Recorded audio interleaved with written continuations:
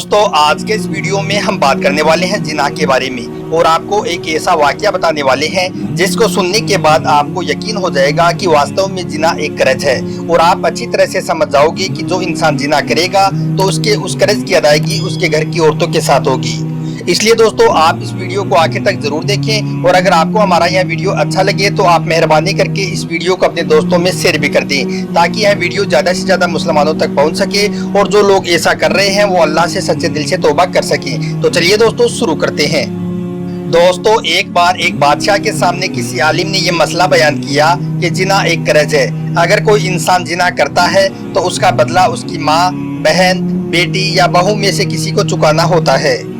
आलिम की यह बात सुनकर बादशाह ने सोचा कि क्यों ना यह देखा जाए कि क्या सच में ऐसा होता है, क्या सच में जिना एक कर्ज है, इस बात का पता लगाया जाए। इसलिए दोस्तों बादशाह ने अपनी एक बेटी को अपने पास बुलाया जो बहुत ही ज्यादा खूबसूरत थी और उसने उस शहजादी से कहा कि तुम अपने इस लिबास को बदलो, एक आम सा सादा सा कपड़ा पहनकर आप अकेली बाजार में जाओ, अपने चेहरे को खुला रखो और पूरे बाजार का चक्कर लगाकर वापस आ जाओ और लोग तुम्हारे साथ जो जो मामला करें वो वैसा का वैसा आकर मुझे बता दो। दोस्तों उसके बाद उस शहजादी ने वैसा ही किया। वो सीधे सादे से कपड़े पहनकर बाजार में चली गई। उसने पूरे बाजार का चक्कर लगाया मगर जो भी कोई गैर महरम शख्स उसको देखता तो वो फौरन उसकी तरफ देखकर शर्म से अपनी निगाहों को झुका लेता, यानी कि किसी भी नामहरम शख्स ने उसकी तरफ आंख उठाकर नहीं देखा, किसी ने उसकी तरफ ध्यान तक नहीं दिया।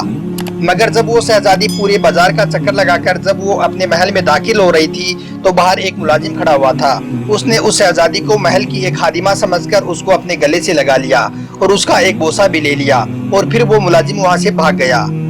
दोस्तों उसके बाद वो शहजादी अपने महल में आ गई और महल में आकर बादशाह को सारा किस्सा सुना दिया, यानी कि जो जो उसने देखा वो सब कुछ बादशाह को बता दिया।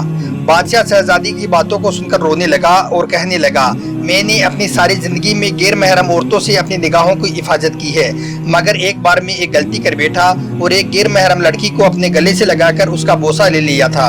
आज तुम्हारे साथ जो भी हुआ है वो मेरी उस एक गलती की वजह से हुआ है और ये बात सच है कि जिना एक कर्ज है जिसका बदला अदा होकर रहता है।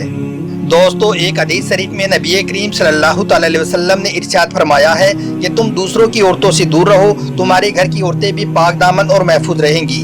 बेशक दोस्तों जिना एक कर्ज है। अगर तुमने आज ये कर्ज ले लिया तो कल इसकी अदायगी तुम्हारी माँ, बहन, बीवी, बेटी या बहू से होगी।